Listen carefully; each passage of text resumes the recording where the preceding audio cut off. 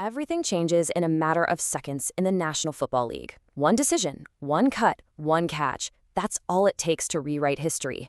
Welcome to this explainer right here on NFL Nexus. Before we dive headfirst into the incredibly cinematic stakes of the Los Angeles Chargers 2026 offseason, make sure you subscribe to the channel, like this explainer, and comment your thoughts down below. And look, if you truly want to support the channel and our deep dives into the gridiron, consider becoming a channel member today. So, let's set the scene. The Los Angeles Chargers are currently standing on a precipice.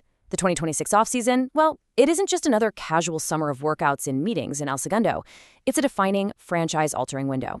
Every single roster move surrounding their generational quarterback, Justin Herbert, is a decision that will either forge a legitimate Super Bowl contender or completely close the championship window forever. Because this isn't just about winning the AFC West anymore. It's about legacy.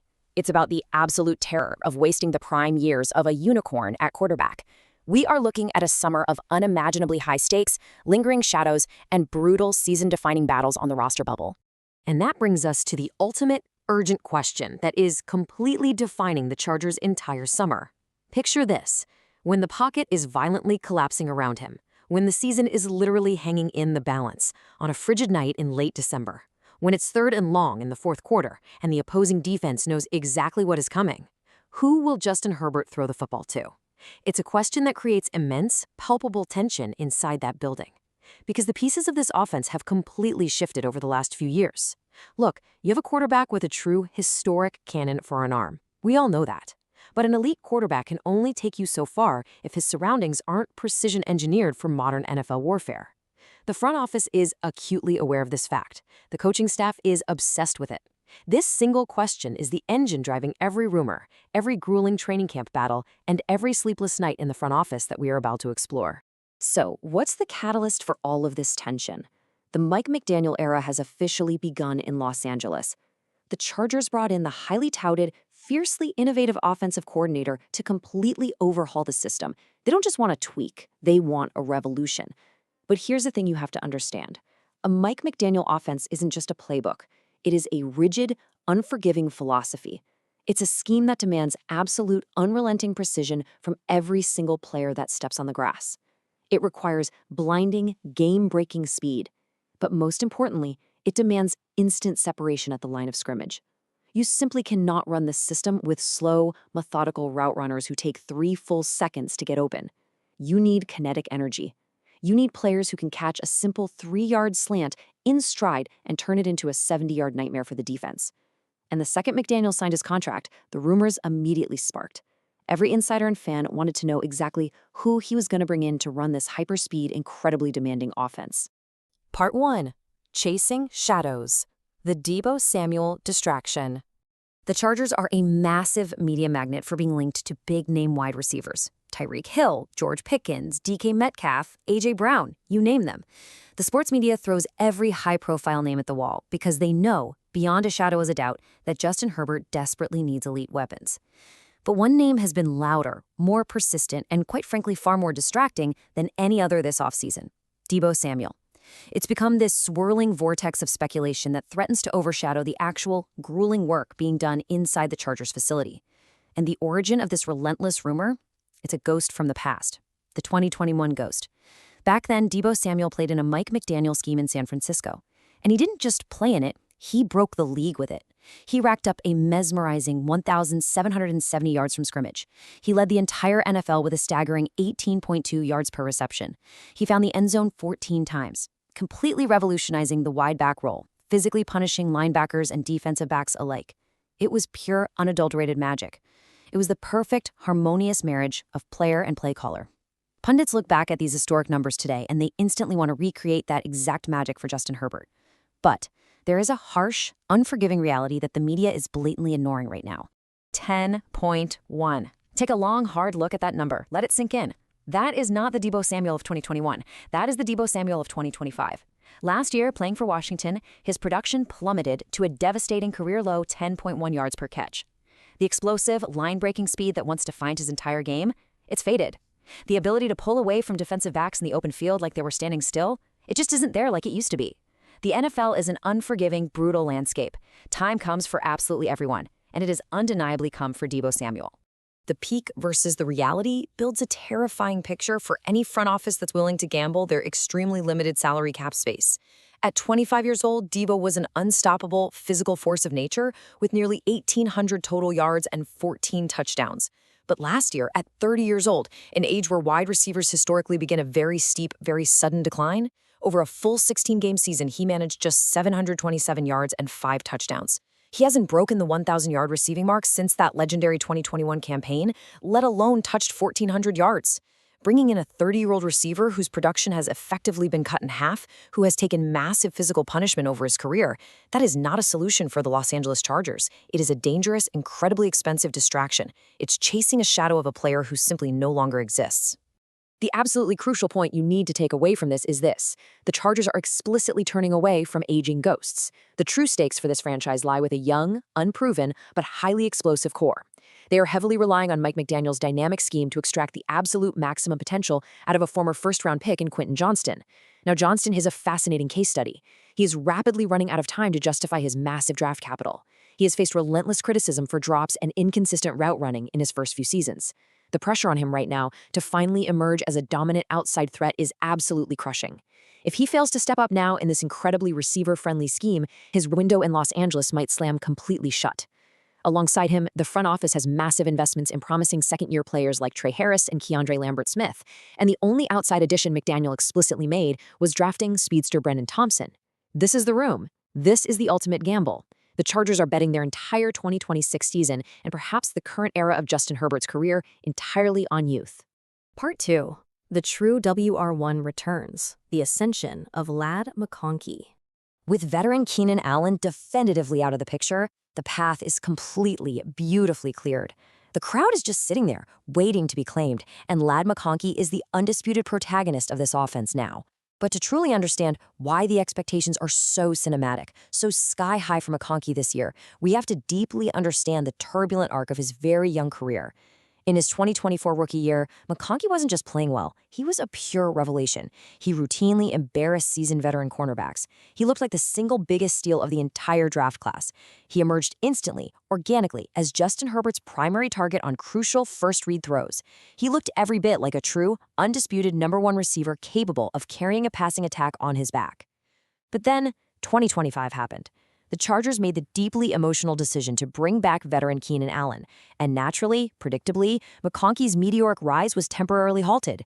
He was supplanted. His targets were drastically reduced as Herbert leaned back into his decade-long comfort zone with Allen. McConkey had to humbly share the spotlight, often becoming the second or third read in critical situations. But now, in 2026, the veteran safety blanket is gone. The stage is perfectly set for a massive, unencumbered, explosive bounce-back season. And look, the NFL's top experts are seeing the exact same perfect storm brewing. ESPN's Mina Kimes perfectly captures the incredible anticipation surrounding his return to form. She said, "I do think Ladd McConkey can bounce back. I do think him being a focal point for McDaniel will help. There's a lot to like." She went on to note his absolutely elite ability to fight through heavy traffic. And guys, this is a crucial detail. McConkey isn't just some finesse player. He excels at taking brutal, car crash-level hits from 240-pound linebackers and safeties over the middle of the field, and still securely holding onto the football. Having a receiver who isn't afraid to operate in the chaotic, incredibly violent middle of the field is exactly what this intricate offense needs to function at a high level. Mina's analysis perfectly validates what the Chargers front office is banking absolutely everything on, that Ladd McConkey is fully ready to be the unrelenting focal point of a championship-caliber offense. This marriage of player and play caller is like a dormant volcano waiting to erupt. Let's meticulously break down exactly why McConkey is the absolute perfect, tailor-made fit for Mike McDaniel's engine.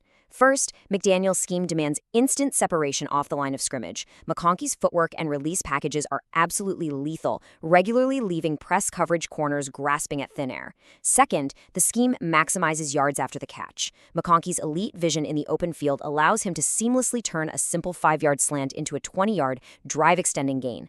Third, it requires impossibly precise route running. McConkey doesn't lazily round his corners. He violently cuts them like a razor blade, always being exactly where the quarterback expects him to be.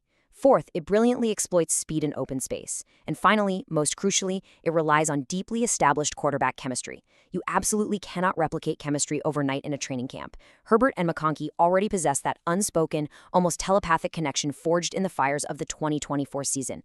This isn't a hopeful projection. It's a proven reality waiting to be fully unleashed. Part 3. The Underdog Story. Avery Smith's Fight for Survival. Football is a game of two halves, and a championship roster is painstakingly built from the high-priced top down and the gritty, desperate, absolute bottom up. We've talked extensively about the glamour and massive expectations of the wide receiver room. Now we must shift our focus to an intense, cutthroat battle on the defensive side of the ball. This is where NFL dreams are either miraculously made or violently, permanently shattered. Look at the incredible, cinematic journey of Avery Smith. In 2021, he was a star high school quarterback in Georgia, throwing for over 3,200 yards and 44 touchdowns, the absolute center of attention. But when he arrived at college at Toledo, he found himself entirely buried on the depth chart. Instead of transferring or quitting like so many others would, he completely reinvented himself. He transitioned to cornerback. For 2 brutal, anonymous years in 2022 and 2023, he grounded out as a special teams gunner, taking massive, high-speed hits just to get on the field. He didn't earn a starting job until his junior year, but when he finally did, he erupted, becoming a back-to-back all-MAC starting cornerback. Now, in 2026, he is an undrafted free agent, relentlessly fighting for his professional life on the very edge of the NFL roster bubble. From throwing touchdown passes to violently breaking them up, this is a kid whose competitive spirit simply refuses to die. Let's deeply examine the undeniable stats that finally forced cynical NFL scouts to pay attention to this drastically undersized prospect. In 13 highly competitive games during his 2025 season, he completely stuffed the stat sheet. 42 tackles, 5 tackles for loss, 11 pass deflections, tying him for second in the entire nation in pass breakups.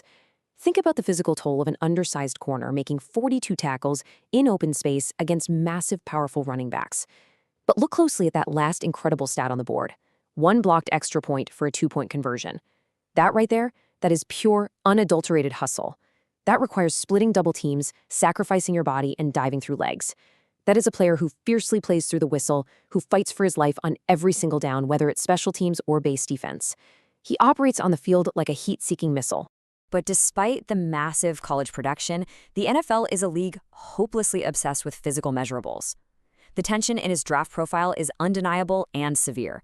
He is barely 5'10", in a modern league where wide receivers are increasingly getting taller, wildly faster, and incredibly stronger.